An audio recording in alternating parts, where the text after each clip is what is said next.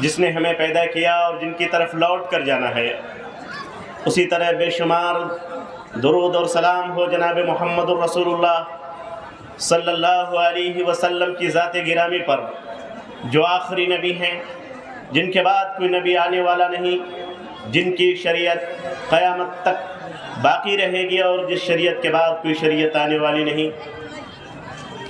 مجھے بے حد خوشی ہے کہ آج پاکوڑ کی سرزمین پر ضلعی جمعیت اہل حدیث کے اس عظیم الشان اسٹیج کے ذریعہ آپ سے مخاطب ہونے کا موقع ملا ہے۔ یہ بہت خوشی کی بات ہے کہ یہاں پر دو طرح کے پروگرام آج ہم دیکھ رہے ہیں۔ ایک پروگرام جو خالص دعوت کا ہے، خالص اصلاح کا ہے، اور دوسرا پروگرام جو طلباء کے مابین کمپٹیشن کا ہے، مسابقے کا ہے۔ یقیناً یہ جو مسابقہ ہے، یہ جو ہمارے آج چھوٹے چھوٹے بچے جنہوں نے پوزیشن حاصل کی اور بعض لوگوں نے پوزیشن حاصل نہیں کی، لیکن سچی جیت تو یہ ہے کہ جن بچوں نے حصہ لیا، خواہ اس کی پوزیشن آئی ہو یا نہ آئی ہو، یہ صاحب کمال ہے کہ کم از کم ان بچوں نے حصہ لیا ہے۔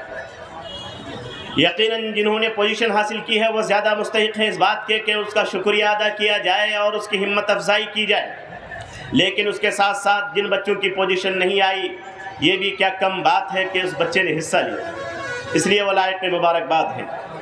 یقیناً کہا جاتا ہے کہ ابناء الیوم رجال الغد، آج کے یہ ہمارے چھوٹے چھوٹے بچے کل ہماری امید ہیں، ہمارے مستقبل ہیں، کل یہی میدان میں ہمارے مرد ہوں گے، یعنی مرد میدان ہوں گے یہ بچے۔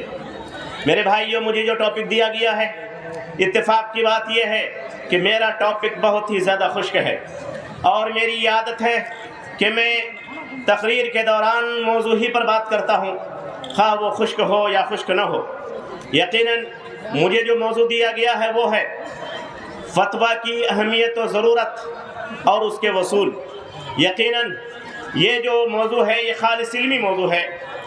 اس طرح کے موضوعات کو سیمینار کی زینت بنایا جانا چاہیے اور خالص علمی محفل میں اس پر بات ہونی چاہیے، لیکن یہاں آ کر اندازہ ہوا کہ یہاں پر عوام الناس کے ساتھ ساتھ علماء کرام کی، طلباء اعظام کی ایک بڑی بھیڑ ہے اور ہر طرح کے لوگ یہاں پر موجود ہیں، لہٰذا مجھے اس موضوع پر بات کرنے میں کوئی تعمل نہیں ہے۔ کوشش کروں گا کہ اس موضوع پر بات کی جائے۔ میرے بھائیوں، فتوے کی ضرورت کب پڑتی ہے؟ اور آج کل فتویٰ دینا بہت آسان ہو گیا ہے۔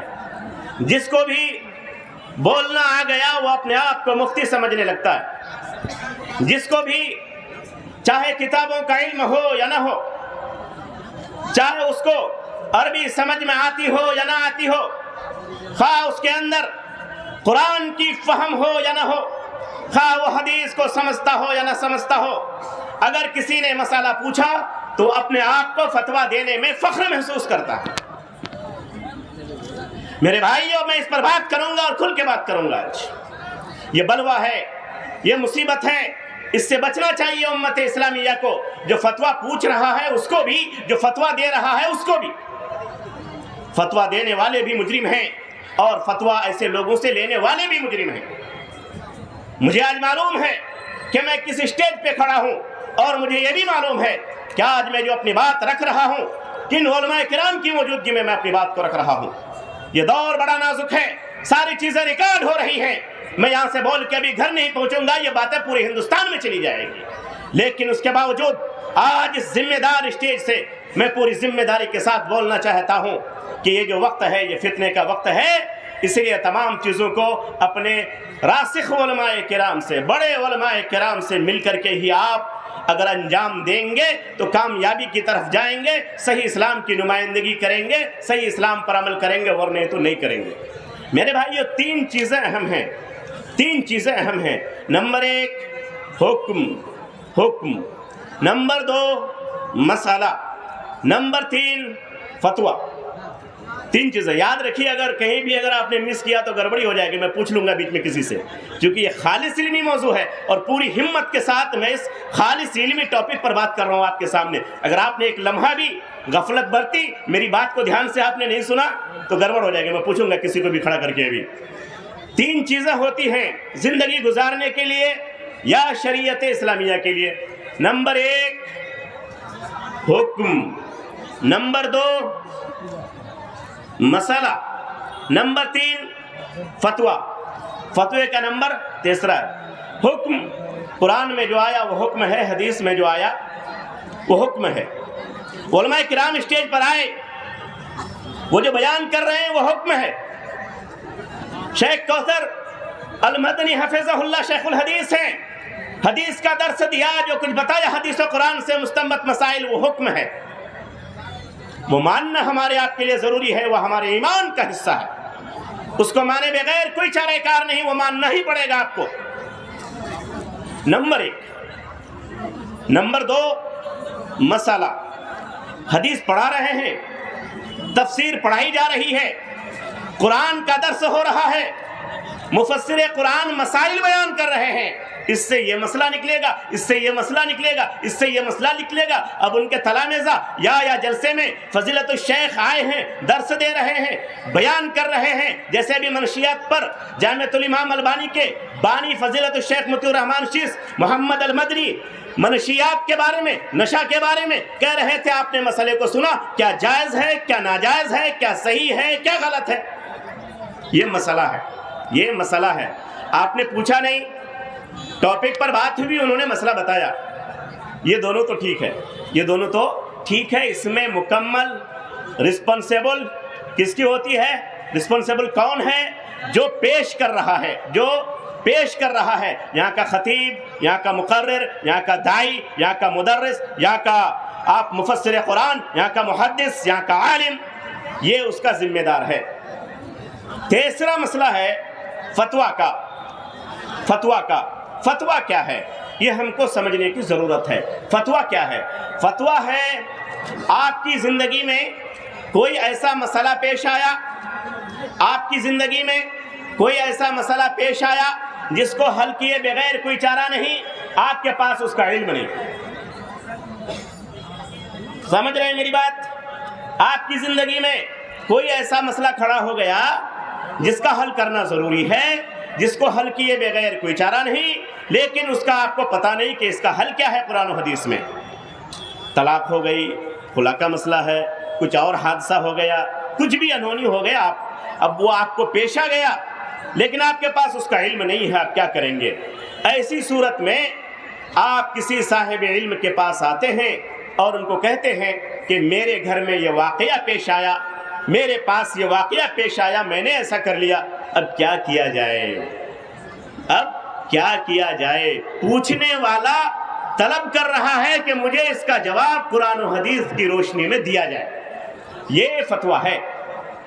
पहला दो फतवा नहीं, पहला हुक्म है, दूसरा मसला है और तीसरा क्या है? ये फतवा है। फतवा का मतलब साइल अपनी ज़रूरत की बुनियाद पर, जबकि उसको इल्म ना हो, वह साहिब इल्म के पास जाएगा, आलिम के पास जाएगा और उससे उसका जवाब पूछेगा, ताकि अपनी ज़िंदगी में उसका जो मसला उलझ गया है उसको सुलझाए। इसका नाम फतवा है, इसका नाम फतवा है। फतवा आने के बाद दो कैफियतें होती हैं मेरे दोस्तों। एक कैफियत तो यह है कि फतवा आपको मिला, फतवा आपको मिला, आपने उस पर अमल कर लिया, ये तो डन है, ओके है, कोई प्रॉब्लम नहीं है। आप आए फजीलतुल शेख के पास, कौसर मदनी साहब के पास आए, मसला आपने रखा, उन्होंने सब कुछ सुना, कुरान और हदीस की रोशनी में आपको जवाब दिया और आप फतवा लेके चले गए। आपने उस पर अमल किया, आपका जो मसला था वो सॉल्व हो गया, प्रॉब्लम सॉल्व हो गया, फतवा आपको मिल गया, ये तो डन है, कोई बात नहीं है इसमें। मुसीबत कहाँ आती है? मुसीबत कहाँ आती है? आपने फतवा पूछा, घर गए, फिर आपका भाई किसी और आलिम के पास चला गया, वो फिर फतवा लेके आया और उसका फतवा और शेख का फतवा दोनों में टकराव हो गया। अब एक ही घर में एक ही मसला, दो भाई दो तरफ गए, जवाब दो मिल गया। ऐसा होता है कि नहीं? ऐसा बहुत ज्यादा होता है। ایسا بہت زیادہ ہوتا ہے. دو بھائی دو طرف گئے, جانے کے بعد شیخ سے مسئلہ پوچھا, جواب کچھ اور ہے. کسی عالم کے پاس گئے, جواب کچھ اور ہے. عمل کس پر کیا جائے گا؟ یہ ایک گمبھیر صورت ہے. اس کا جواب تفصیلاً میں کچھ دیر بعد دوں گا. ابھی میں صرف یہ بیان کر رہا ہوں کہ فتوے کی یہ پوزیشن بہت زیادہ امپورٹنٹ ہے. میرے بھائی, اب یہاں سبب جو ہے کہ کس پر عمل کیا جائے, یہاں سے اختلاف شروع ہو جاتا ہے. اور یہ اختلاف کوئی نئی بات نہیں ہے. اختلاف آپس میں ہونا مذموم نہیں ہے, اس پر بزد ہو جانا, اس پر اڑے رہ جانا یہ برا. صحابہ کرام رضوان اللہ تعالیٰ علیہم اجمعین کے زمانے میں بھی اختلافات ہوئے. اللہ کے رسول صلی اللہ علیہ وسلم کے زمانے میں بھی اختلاف ہوا. صحابہ کے مابین, دو صحابہ کے مابین اختلاف ہوا. وہ دونوں آپ صلی اللہ علیہ وسلم کے پاس آئے, دونوں نے اپنی بات رکھی, آپ صلی اللہ علیہ وسلم نے جواب دیا, دونوں نے مان لیا, بات ختم ہو گئی. اللہ کے رسول صلی اللہ علیہ وسلم کے زمانے میں اور آپ صلی اللہ علیہ وسلم کے انتقال کے بعد بھی ترنت ابھی آپ صلی اللہ علیہ وسلم کا بھی انتقال پرملال ہوا ہے. ابھی تدفین نہیں ہوئی, ابھی لوگوں نے آپ کو دفن نہیں کیا. ابھی خبر پھیلی ہے کہ اللہ کے رسول صلی اللہ علیہ وسلم کی جان کی روح اس کفس انصری سے پرواز کر چکی ہے. آپ صلی اللہ علیہ وسلم کا انتقال ہو چکا ہے. اختلاف ہوا, اتنا شدید اختلاف ہوا کہ تاریخ اس کو نہیں بھلا سکتی. حضرت عمر نے اختلاف کیا. اہل غیر کی بات میں نہیں کر رہا ہوں. حضرت عمر فاروق رضی اللہ تعالیٰ عنہ نے کہا کہ جو بولے گا کہ محمد کا انتقال ہو گیا ہے, عمر کی تلوار ہوگی, اس کی گردن ہوگی. اختلاف ہونا فطری بات ہے. ہنگامہ مچ گیا مسجد نبوی میں, تمام مسلمان صحابہ وہاں پر موجود ہیں. عمر فاروق نے تلوار اٹھائی, کہا جو یہ کہے گا کہ محمد کا انتقال ہو گیا, میری تلوار ہوگی, اس کی گردن ہوگی. حضرت ابوبکر صدیق رضی اللہ تعالیٰ عنہ کو یہ خبر ملی, دوڑے دوڑے آئے, مسجد نبوی میں کھڑے ہوئے. کھڑے ہونے کے بعد انہوں نے آیت پڑھی, وما محمد الا رسول قد خلت من قبلہ الرسل. آیت پڑھی, آپ نے آیت پڑھی اور کہا, اے عمر, کیا تو یہ چاہتا ہے کہ آپ صلی اللہ علیہ وسلم کی زندگی کو استمرار کیا جائے؟ اور بلکہ ایک تاریخی جملہ اور بھی ہے, انہوں نے کہا کہ من کان یعبد محمد فإن محمد قد مات ومن کان یعبد اللہ فإن اللہ حی لا یموت. اے لوگوں کان کھول کر سن لو, جو یہ کہتا ہے کہ محمد کا انتقال ہو چکا ہے, وہ جو یہ کہتا ہے کہ محمد صلی اللہ علیہ وسلم کا انتقال نہیں ہوا, یہ کان کھول کر سن لے, یہ کان کھول کر سن لے کہ محمد صلی اللہ علیہ وسلم کا انتقال ہو چکا ہے.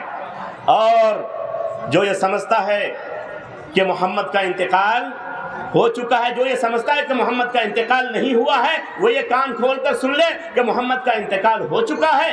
اور جو یہ عقیدہ رکھتا ہے کہ محمد صلی اللہ علیہ وسلم کا انتقال ہو چکا ہے, تو وہ یہ عقیدہ رکھے کہ اللہ ہمیشہ سے ہے اور ہمیشہ زندہ رہے.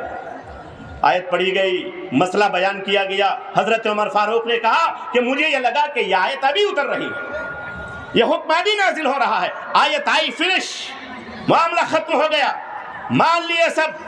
میرے بھائیوں, یہ ایک اختلاف ختم ہوا. ابھی زیادہ دیر نہیں گزرا تھا کہ خلیفہ کس کو بنایا جائے, سبوں کو معلوم ہے. میں صرف یاد دہانی کرا رہا ہوں کہ اختلاف یہ نئی بات نہیں ہے. فتویٰ آنا, مسئلہ کا بیان کرنا اور احکام کا بیان کرنا نئی بات نہیں ہے. موضوع میرا خشک ضرور ہے, لیکن میں آپ کو بتانا چاہتا ہوں کہ اس سے آپ کا اسلام مضبوط ہوگا, آپ کا ایمان مضبوط ہوگا, آپ کی نسل کو اس سے راہ ملے گی اگر اس طرح کے مضامین آپ اپنے علماء سے سنا کریں گے. میرے بھائیوں, آپ صلی اللہ علیہ وسلم کی نعش مبارک ابھی دنیا میں ہے. آپ صلی اللہ علیہ وسلم کی وفات کے ترنت بعد پہلا مسئلہ اختلاف آیا سامنے, حل ہو گیا, دلیل پیش کی گئی, حضرت عمر مان گئے, معاملہ ٹھنڈا ہو گیا. پھر اس کے بعد میرے بھائیوں دوسرا مسئلہ یہ اٹھا کہ خلیفہ کس کو بنایا جائے گا. پھر اختلاف ہوا, کسی نے کہا قریش سے, کسی نے کہا انصار سے, کسی نے کہا کہ ایک اس سے اور ایک ہم سے, ایک انصار سے, ایک مہاجر سے. پھر صحابی رسول نے کہا نہیں, الائمۃ من قریش والخلیفۃ من قریش. قریش سے اللہ کے رسول صلی اللہ علیہ وسلم نے فرمایا, میں نے فرماتے ہوئے سنا ہے کہ خلیفہ قریش سے لیا جائے گا, حاکم اور امیر قریش سے بنایا جائے گا. میرے بھائیوں, دلیل آئی, لوگوں نے بات مان لی, معاملہ فنش ہو گیا. تیسرا اختلاف, آپ صلی اللہ علیہ وسلم کو دفن کہاں کیا جائے گا؟ کسی نے کہا صحابہ میں سے جہاں عام صحابہ دفن کیے جائیں گے وہاں کیا جائے گا. کسی نے توقف اختیار کیا کیا کیا جائے گا. معاملہ چلتا رہا. اخیر میں صحابی رسول اٹھتے ہیں, کہتے ہیں کہ نہیں, میں نے جناب محمد رسول اللہ صلی اللہ علیہ وسلم کو فرماتے ہوئے سنا ہے کہ انبیاء جہاں پر وفات پاتے ہیں وہیں پر ان کو دفن کیا جاتا ہے. یہ حدیث انہوں نے پیش کی, تمام صحابہ نے مانا. ماننے کے بعد آپ صلی اللہ علیہ وسلم کے جسم اطہر کو وہاں سے ہٹایا گیا, حجرے عائشہ کے اندر وہیں پر قبر کھودی گئی, آپ صلی اللہ علیہ وسلم کو وہاں پر دفن کیا گیا. میرے بھائیو, اختلافات ہونا فطری عمل ہے. آپ صلی اللہ علیہ وسلم کی تدفین ہو گئی, آپ صلی اللہ علیہ وسلم دنیا سے رخصت ہو چکے ہیں, صحابہ کا دور آیا ہے. میرے بھائیو, پہلا حکم نازل ہوتا, اب کیا کیا جائے؟ حضرت ابوبکر صدیق نے کہا کہ دیکھو, بعض لوگوں نے زکوٰۃ دینے سے انکار کر دیا ہے, بعض لوگوں نے زکوٰۃ دینے سے انکار کر دیا ہے. یہ ردہ, صاحب الردہ اور فتنہ ردہ کے نام سے تاریخ میں جانا جاتا ہے. یہ مرتد لوگ ہیں. ان لوگوں نے نماز کو باقی رکھا, توحید کو باقی رکھا, حج اور روزے کو باقی رکھا, زکوٰۃ کا انکار کر دیا. انہوں نے کہا کہ اللہ کے رسول صلی اللہ علیہ وسلم کے دور میں ہم لوگ زکوٰۃ دیا کرتے تھے, اب اللہ کے رسول نہیں ہیں, ہم زکوٰۃ کیوں دیں گے, ہم زکوٰۃ کیوں دیں گے؟ اللہ کے رسول صلی اللہ علیہ وسلم اب اس دنیا میں رہے نہیں, اس لیے اب زکوٰۃ کی ضرورت نہیں.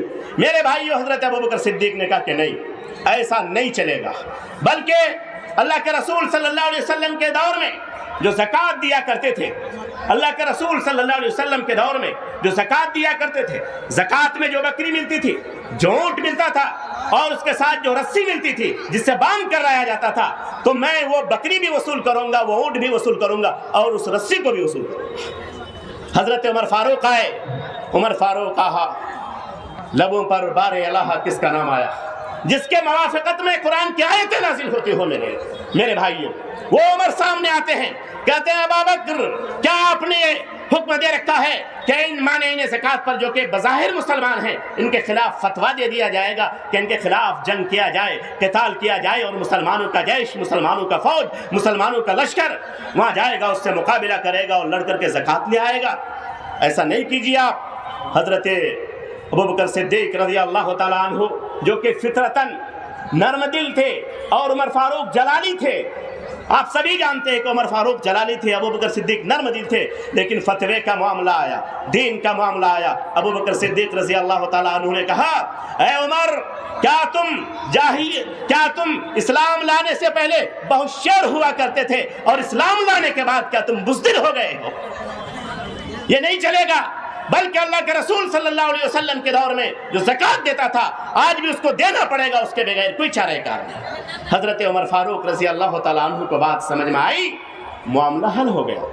یہ اختلافات کی فہرست میں اگر گنانا چاہوں میرے بھائیوں, ایک طویل فہرست ہے. ہر دور میں اختلاف ہوتا آیا ہے, اور اس کی بہترین دلیل جو وہ تھی جو میں نے آپ کو بیان کی, اور اس کا بہترین حل یہ ہے کہ جب بھی کوئی اختلاف آئے, ایک صاحب ایمان کا تقاضا یہ ہے, جس کے اندر سینہ ہے اور سینے میں دل ہے اور اس کا دل دھڑکتا ہے جناب محمد رسول اللہ صلی اللہ علیہ وسلم کے نام پر اور اللہ کے نام پر, اس کو چاہیے کہ جب بھی کوئی اختلاف آئے, جب بھی کوئی فتوے کی ضرورت پڑے, اور وہ کسی سے فتویٰ پوچھے, فتویٰ پوچھنے کے بعد جب دلیل کی روشنی میں اس کو جواب دے دیا جائے تو یہ قبول کر لینا چاہیے. یہ ایمان کی دلیل ہے, یہ اس کے اسلام کی دلیل ہے.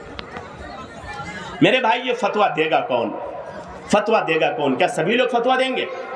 یہ سب سے زیادہ امپورٹنٹ ہے. کیا سبھی لوگ فتویٰ دیں گے؟ نہیں, سبھی لوگ فتویٰ نہیں دیں گے. سبھی لوگ فتویٰ نہیں دیں گے. جو اس کے اہل ہیں وہی فتویٰ دیں گے, جو راسخ العلم ہیں وہی فتویٰ دیں گے, جو اہل الذکر ہیں وہی فتویٰ دیں گے. قرآن کہتا ہے فَاسْأَلُوا أَهْلَ الذِّكْرِ إِن كُنتُمْ لَا تَعْلَمُونَ. فَاسْأَلُوا أَهْلَ الذِّكْرِ إِن كُنتُمْ لَا تَعْلَمُونَ. اگر کسی مسئلے میں تم کو معلومات نہ ہو, تم کو اس کا علم نہ ہو, فتویٰ تم کو نہ ملے, فَاسْأَلُوا أَهْلَ الذِّكْرِ إِن كُنتُمْ لَا تَعْلَمُونَ. تم کو مسئلہ نہ معلوم ہو تو جاننے والوں سے, اصحاب علم سے, جس کے پاس علم ہے, جس کے پاس فہم ہے, جس کے پاس قرآن کا علم ہے, جس کے پاس حدیث کا علم ہے, جس کے پاس فہم ہے, اس کے پاس جائیے, مسئلہ پوچھیے. آپ بیٹھنا نہیں ہے, بیٹھنا نہیں ہے, آپ کو پوچھنا ضروری ہے. شفاء العی السوال. آپ کی زندگی میں کوئی رکاوٹ آ گئی ہو, آپ نہیں چل پا رہے ہیں, بول نہیں پا رہے ہیں, سوال کیجیے آپ اہل علم سے. سوال کس سے کریں گے؟ غور کیجئے، بہت اہم معاملہ بتا رہا ہوں میں. سوال کس سے کریں گے؟ اہل علم سے. سوال کس سے کریں گے؟ اہل علم سے سوال کریں گے. اہل علم کون ہیں؟ کان کھول کر سن لو میرے نوجوانوں. اور میں بنگال کی سرزمین پر پوری ذمہ داری کے ساتھ ضلع جمعیت اہل حدیث کے اس اسٹیج سے ببانگ دوحلی اعلان کرنا چاہتا ہوں کہ مسئلہ صرف اہل علم سے پوچھا جائے گا، اہل غیر سے نہیں پوچھا جائے گا. اہل غیر سے بالکل نہیں پوچھا جائے گا. اور اہل علم کون ہے؟ قرآن کریم کہتا ہے انما یخشی اللہ من عبادہ العلماء. انما یخشی اللہ من عبادہ العلماء. اور حدیث میں کیا ہے؟ علماء نبیوں کے وارث ہیں. ان دو چیزوں کو سامنے رکھیے. قرآن یہ کہتا ہے کہ عالم کون ہے؟ انما یخشی اللہ من عبادہ العلماء. عالم وہ ہے، علماء وہ ہیں جو جس کے اندر خشیت ربانی ہو، جو اللہ سے ڈرتا ہو، جس کا ایمان متزلزل ہو. جو اللہ سے ڈرتا نہیں ہو، ایمان اس کے اندر پہاڑوں کے برابر ہوگا، سمندر کے برابر اس کا ایمان ہوگا، زبان اس کی کینچی کی طرح چل رہی ہوگی. رب کعبہ کی قسم، وہ فتویٰ نہیں دے سکتا، وہ عالم نہیں ہو سکتا ہے. عالم ہونے کے لیے دو دلیلیں چاہیے: وہ علم کا جاننے والا بھی ہو اور اس کے اندر خشیت ربانی بھی ہو. علم ہو تو اللہ کا ڈر بھی ہو، دوسری طرف اللہ سے ڈرنے والا ہے، متقی ہے، پرہیزگار ہے، ساری چیزیں اس کے اندر ہے، بہت ہی نیک انسان ہے، کبھی نماز نہیں چھوڑتا، داڑھی پہ کبھی قینچی نہیں لگاتا، کسی کو گالی گلوچ نہیں دیتا، وہ مارکیٹ میں ناشتہ نہیں کرتا ہے، خراب لوگوں کے ساتھ اٹھتا بیٹھتا نہیں ہے، لیکن اس کے پاس علم نہیں ہے، اس سے بھی مسئلہ نہیں پوچھا جائے گا. جس کے پاس علم ہے، خشیت ربانی نہیں ہے، اس سے بھی نہیں پوچھا جائے گا. جس کے پاس خشیت ربانی ہے لیکن علم نہیں ہے، اس سے بھی نہیں پوچھا جائے گا. پہلا بھی آپ کو برباد کرے گا، دوسرا بھی آپ کو برباد کرے گا. اسی لیے میرے بھائیوں، اللہ تبارک و تعالیٰ نے قید لگائی انما یخشی اللہ من عبادہ العلماء. ان علماء سے تم ان علماء سے تم باتیں کیا کرو، اس سے مسئلے پوچھا کرو جو علم بھی رکھتا ہو اور مجھ سے ڈرتا بھی ہو.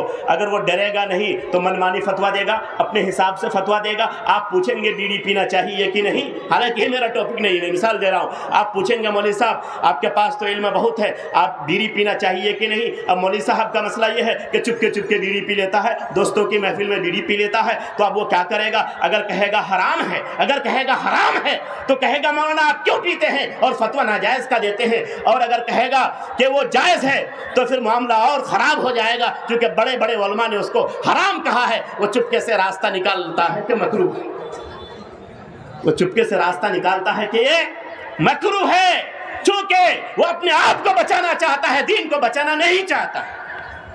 میں نے صرف مثال دی ہے، کسی پر کوئی کمنٹ نہیں ہے. اسی لیے جب تک وہ عالم ربانی نہیں ہوگا، جب تک اس کے اندر اللہ کا ڈر نہیں ہوگا، تب تک وہ صحیح مسئلہ نہیں بیان کر سکتا ہے. اس لیے میرے بھائیوں، میرے نوجوانوں، مسئلہ پوچھنے سے پہلے اس کے علم کا بھی اندازہ کر لیا کرو، اس کے تقوی کا بھی اندازہ کر لیا کرو. اس کی زندگی میں تقوی نظر آتا ہے، ان کی زندگی میں پرہیزگاری نظر آتی ہے، اور یہ ڈھکی چھپی بات نہیں ہے. آپ کے سماج میں جو نیک انسان ہے، 10 آدمی بولتا ہے کہ یہ نیک انسان ہے. آپ کے سماج میں اگر کوئی خراب آدمی ہے، خواہ وہ مولوی صاحب ہی کیوں نہ ہو، اگر وہ خراب آدمی ہے تو 10 آدمی بولے گا کہ مولوی صاحب تو ہے، علم تو ہے، لیکن تھوڑا پرہیزگار کم ہے. مولوی صاحب ہے، فجر کی نماز نہیں پڑھتا ہے. عام لوگ آ رہے ہیں، نماز پڑھ رہے ہیں، اور جو مولوی صاحب ہے وہ وارث نبی ہے، لیکن فجر کی اذان ہو گئی، مسجد کھچا کھچ بھری ہوئی ہے، لیکن عالم صاحب کا پتہ نہیں. خواہ وہ کہیں سے بھی پڑھا ہوا ہو، وہ جامعہ سلفیہ کا بھی اگر فارغ ہو، وہ فیض عام مو کا بھی اگر فارغ ہو، وہ جامعہ اسلامیہ مدینہ منورہ کا بھی فارغ ہو، وہ اگر مکہ ام القریٰ کا بھی فارغ ہو، کہیں کا بھی ہو، میرے بھائیوں، اگر فجر کی نماز ہو رہی ہے یا کسی بھی وقت کی نماز ہو رہی ہے لیکن اس کا عطا پتہ نہیں ہے، عام لوگ آتے ہیں، پڑھ کے چلے جاتے ہیں، اور اس کے بعد آپ کہتے ہیں کہ یہ اچھا عالم ہوگا، خالی نماز ہی میں چھوٹ رہی ہے. میرے بھائیوں، وہ جو رب سے نہیں ڈرتا اس کے علم سے نقصان تو ہو سکتا ہے، فائدہ نہیں ہو سکتا. میرے بھائیوں، اس ضمن میں آخری بات آپ کو یہ بتانا چاہتا ہوں کہ فتویٰ جب آپ پوچھیں گے، فتویٰ پوچھنے سے پہلے آپ کو، جیسا کہ میں نے بتایا، آپ کو اندازہ ہونا چاہیے اس کے پاس علم کیسا ہے، اس کا تقوی کیسا ہے، نمبر 1۔ نمبر 2، جب 2 آدمی کا فتویٰ کبھی آپ کی زندگی میں آ جائے، جو میں نے پہلے کہا تھا کہ میں بتاؤں گا، اگر 2 آدمی کا فتویٰ آپ کی زندگی میں آ جائے اور اس میں آپ اختلاف پائیں تو آپ کیا کریں گے؟ اطیعوا اللہ واطیعوا الرسول واولی الامر منکم فان تنازعتم فی شیء فردوہ الی اللہ والرسول۔ جب 2 آدمی کا اختلاف آپ پائیں تو آپ کیا کریں گے؟ اطیعوا اللہ واطیعوا الرسول واولی الامر منکم۔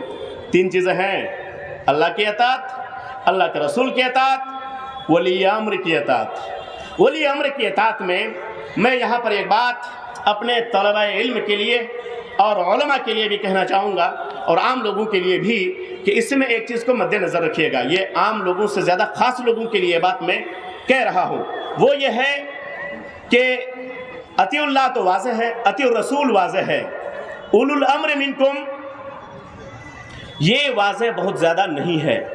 میں اس ضمن میں ایک بات عرض کروں گا کہ مملکت سعودی عربیہ میں کبار علماء فتویٰ بورڈ قائم ہے، فتویٰ کبار علماء قائم ہے، ایک بورڈ بنا ہوا ہے، حیۃ الکبار العلماء ایک بورڈ بنا ہوا ہے، اس میں بڑے بڑے علماء شامل ہیں۔ کوئی مسئلہ درپیش آتا ہے تو علماء کی یہ کمیٹی فتویٰ دیتی ہے، کوئی ایک فرد فتویٰ نہیں دیتا ہے۔ جب ان فتووں کے مجموعے کو آپ دیکھیں گے میرے بھائیوں تو آپ پائیں گے کہ بہت سارے مسئلے میں سائن ہے کئی علماء کرام کا، جو کبار علماء کرام ہیں ریاض میں بیٹھے ہوئے، وہ جو بورڈ ہے وہاں پر کئی علماء ہیں، سب کا سائن ہے، کبھی کبھی کسی ایک کا سائن نہیں ہے۔ مثال کے طور پر طلاق کا مسئلہ ہے، طلاق کے مسئلے میں آپ دیکھیں گے کہ وہ جو پورا مسئلہ ہے اور کئی پیجز پر ہے، لاسٹ میں اس وقت کے تمام علماء کرام کا سائن ہے، اس کا دستخط ہے، لیکن علامہ ابن باز کا دستخط اس پر نہیں ہے، لیکن فتویٰ ہے۔ یہاں پر یہ بتایا جانا مقصود ہے کہ حکومت نے اس کو صادر کیا، کمیٹی کی طرف سے وہ صادر ہوا، ایک آدمی کا فتویٰ اس میں نہیں آیا۔ اب یہ ضروری نہیں ہے کہ جس عالم نے فتویٰ نہیں دیا ہو اب وہ الگ سے ایک فتویٰ صادر کرے، یہ اصل میں گمبھیر ہو جاتا ہے۔ آج کی ڈیٹ میں بہت سارے مسائل میں اگر بہت زیادہ الجھاؤ ہو اور جمعیت اہل حدیث کا جو فتویٰ بورڈ ہے، جو دارالفتاء ہے، چونکہ ہم لوگوں کو ہر حال میں جمعیت سے جڑ کے رہنا چاہیے، تو اگر جمعیت اہل حدیث کے بورڈ کی طرف سے کوئی فتویٰ پیش کیا جاتا ہے اور آپ کے پاس کوئی ایسی دلیل ہے کہ اس کے خلاف آپ کو دلیل معلوم ہو، تو وہاں پر بھی آپ کو تھوڑا سا تحمل سے کام لینا چاہیے، اختلاف نہیں کرنا چاہیے۔ اگر 10 علماء مل کر کے کسی آپ کی نظر میں اگر وہ غلط ہے تو وہ ذمہ داری اس کے اوپر ہے، آپ کو چپ چاپ رہنا چاہیے، یا آپ کو یہ گنجائش رکھنی چاہیے اگر آپ کے پاس بھی دلیل ہو، اس کے پاس بھی دلیل ہو، تو وہاں پر یہ کہنا چاہیے کہ میں یہ سمجھ رہا ہوں، وہ علماء وہ سمجھ رہے ہیں، آپ کو جو بہترین دلیل معلوم ہو اس پر آپ عمل کر لیجئے۔ اختلاف نہیں دیکھتے ہیں کیا کرے گا، میرے پاس یہ دلیل ہے اس کو پتہ نہیں، یہ سب نہیں کرنا چاہیے۔ تو یہ بہت اہم چیز ہے کہ خاص طور پر جمعیت کے پلیٹ فارم سے اگر کوئی فتویٰ آ جائے تو اس پر تمام لوگوں کو اتفاق کرنا چاہیے اور کندھے سے کندھے ملا کر اس پر چلنا چاہیے۔ میرے بھائیوں، اخیر میں ایک بات کہہ کر کے میرے پاس پرچی آ چکی ہے، اپنی بات میں ختم کرنا چاہوں گا کہ علماء کی فہرست میں غیر عالم کبھی داخل نہیں ہو سکتے۔ میرے نوجوانوں، کان کھول کر کے سن لو، آج یوٹیوب کا زمانہ ہے، آپ کو فتوے کی ضرورت پڑتی ہے، آپ ترنت گوگل ماسٹر کی طرف چلے جاتے ہیں، گوگل مفتی کی طرف چلے جاتے ہیں، گوگل میں سرچ کرتے ہیں، ترنت یوٹیوب میں سرچ کرتے ہیں اس فتوے کا، اس مسئلے کا فتویٰ کیا ہے، اس کا حکم کیا ہے، سرچ کرتے ہیں آپ گوگل میں یا سرچ کرتے ہیں آپ یوٹیوب میں، ان دونوں جگہوں پر آپ مسئلے کو پیش کرتے ہیں اور جو ملتا ہے وہ فتویٰ ٹھونک دیتے ہیں آپ۔ یہ سراسر غلط ہے، آپ کو پتہ ہی نہیں جو فتویٰ آ رہا ہے کس کی طرف سے آ رہا ہے، اہل سنت کی طرف سے آ رہا ہے، شیعہ کی طرف سے آ رہا ہے، اس کی طرف سے آ رہا ہے، اس کی طرف سے آ رہا ہے، آپ کو پتہ ہی نہیں، آپ نہیں جانتے۔ آج اتنا بڑا فتنے کا دور ہے، آپ کو اپنے عالموں کا پتہ نہیں، ان کی لسٹ آپ کے پاس نہیں ہے۔ ہندوستان میں اگر آپ سے پوچھا جائے کہ آپ 10 بڑے عالموں کا نام بتائیے جس کے علم پر اعتماد کیا جا سکتا ہے، رب کعبہ کی قسم آپ کانپ جائیں گے، پسینہ آ جائے گا آپ کو۔ اور یوٹیوب میں بیٹھ کر کے آپ فتویٰ گیری کرتے ہیں اور لسٹ ڈال کر کے فتویٰ نکال کر کے بیان کرتی ہے، فتنہ کی علامت ہے۔ اسی لیے معتبر علماء کرام سے فتویٰ لیجئے، اور عالموں کو چاہیے کہ پڑھ کر کے فتویٰ دے، مطالعہ کر کے فتویٰ دے، ایسے نہیں کہ دل میں آیا اور آپ نے فتویٰ دے دیا۔ امام دار الہجرہ امام مالک رحمۃ اللہ علیہ मस्जिद नबवी में मौजूद हैं, उनका शागिर्द बैठा हुआ है। 40 मसले पूछे गए एक मजलिस में, 40 मसले पूछे गए। 40 मसलों में से वो रावी कहता है, वो शागिर्द कहता है कि 32 मसलों का जवाब नहीं दिया। कहा अना ला अदरी, अना ला अदरी, अना ला अदरी, मुझे इसका इल्म नहीं है, मुझे इसका फतवा नहीं मालूम है, मुझे इसका हुक्म नहीं मालूम है। रावी ने कहा, उसके शागिर्द ने कहा, इमाम मालिक ये कहेगा कि ला अदरी, मेरे पास इल्म नहीं है, तो आज इस आसमान के नीचे जमीन के ऊपर फिर फतवा किससे पूछा जाएगा? इमाम मालिक ने कहा कि हाँ हाँ ला अदरी, मुझे इसका तो इल्म नहीं, मैं कैसे फतवा दे दूं? मुझे पता है कि जिसका मुझे इल्म नहीं है, अगर मैंने उसे फतवा दे दिया और वो गलत हो गया तो उसका वबाल मेरी गर्दन पर आएगा। इमाम मालिक कह सकते हैं कि अना ला अदरी, अना ला अदरी, 40 मसले में से 32 मसले का जवाब नहीं देते हैं और उनकी इमामत खतरे में नहीं आती है। हम छोटे से मौलवी हैं, हमसे मसाला पूछा जाता है और हमको ये लगता है कि हम अगर जवाब नहीं देंगे तो लोग ये समझेंगे कि कितना छोटा इंसान है, कितना छोटा आलिम है। आलिम को भी चाहिए कि अपने आप को ज़रा उस दायरे में लाए, मुताला को वसी करे। हमारे असलाफ में ये होता था, जब किसी से मसला पूछा जाता था वो कहते थे कि नहीं, उनके पास जाइए, शेख साहब के पास जाइए, वो मसला जवाब दे देंगे। वो कहते थे नहीं, हमसे ज़्यादा उसके पास इल्म है, उसके पास चले जाइए। आज नहीं, मैं ही सबसे बड़ा आलिम हूँ, मेरे पास फतवा है, मेरी बात क्यों नहीं मानी जाएगी? मेरे भाइयों, आखिरी बात आप लोगों के लिए भी, उलमाए किराम के लिए भी, वो ये है कि फ़हमुना मुक़य्यदुन बिफ़हमि सलफ़। जब भी आप फतवा दें, ये कान खोल कर सुन लें और कहीं पर नोट करना चाहे तो नोट कर लें। फ़हमुना मुक़य्यदुन बिफ़हमि सलफ़, किसी भी आयत का मफ़हूम वही होगा, किसी भी हदीस का मफ़हूम वही होगा जो हमारे सहाबा ने समझा है, जो असहाबे रसूल ने समझा है, जो मुतक़द्दिमीन उलमा ने समझा है। उससे हट करके कोई भी मफ़हूम लिया जाएगा तो वो गलत होगा। चूँकि अल्लाह के रसूल सल्लल्लाहु अलैहि वसल्लम के ज़माने में कुरान नाजिल होता था, सहाबा सामने होते थे, हदीसें पेश की जाती थी, सहाबा सामने होते थे। वो नहीं समझेंगे तो आज के बड़े बड़े अजिल्ला कहाँ से समझ जाएंगे? या अपने आप को बड़े बड़े मुफक्किरीन कहलाने वाले कहाँ से समझ जाएंगे?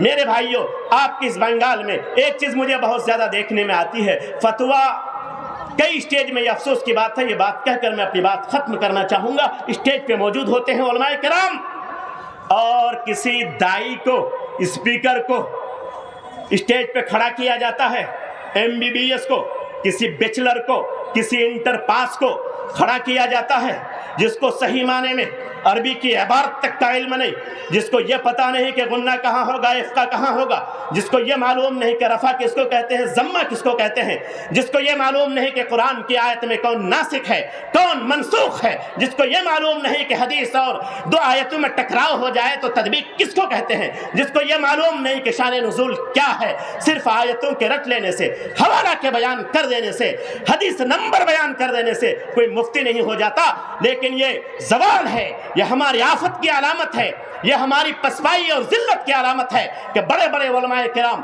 स्टेज पर मौजूद होते हैं और कोई बिरादर आता है, कोई स्पीकर आता है और आप जैसे नौजवान वहाँ पर खड़े होकर के, आलिम बैठा रहता है, गैर आलिम से यकीनन वो उसके पास दावत का इल्म होगा, कोई और मसला होगा, वो अपने मैदान का एक खिलाड़ी हो सकता है, बेहतरीन दाई हो सकता है, बेहतरीन स्पीकर हो सकता है, वो स्पीच दे और चला जाए। अगर फतवे के न बताए, बराए करम उनको भी चाहिए कि उलमा की तरफ इहाला करे और सामईन को भी चाहिए कि उस स्पीकर से फतवा नहीं पूछे बल्कि साहिब इल्म से फतवा पूछे। फसलू अहल ज़िक्री इन कुंतुम ला तालमून, अगर तुम्हें नहीं मालूम है तो असहाब इल्म से पूछिए। अगर दूसरे से पूछेंगे, गुनहगार वो भी होगा जो जवाब दे रहा है, गुनहगार वो भी होगा जो पूछ रहा है। अल्लाह तबारक व तआला हम तमाम लोगों को कहने सुनने से ज़्यादा अमल करने की तौफीक अता फरमाए।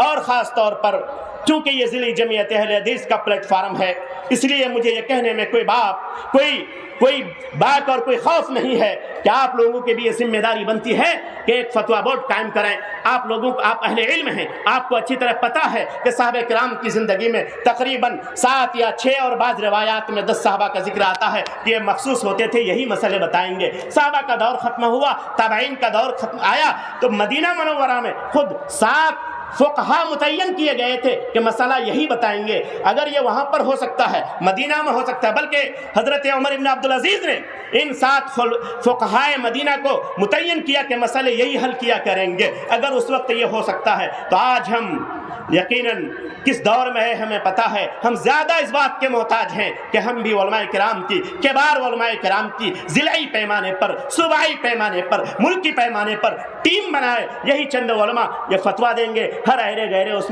اس میں شمولیت کی کوشش نہ کرے. اگر ہم یہ کریں گے تو ہم جماعت کے ساتھ بھی رہیں گے، ہم صحیح منہج کے ساتھ بھی رہیں گے، اور ہم کو صحیح فتویٰ بھی ملے گا. اللہ تعالی ہم تمام لوگوں کو صحیح چیزوں کو کہنے اور اس پر عمل کرنے کی توفیق عطا فرمائے. وآخر دعوانا ان الحمد للہ رب العالمین. السلام علیکم ورحمۃ اللہ وبرکاتہ.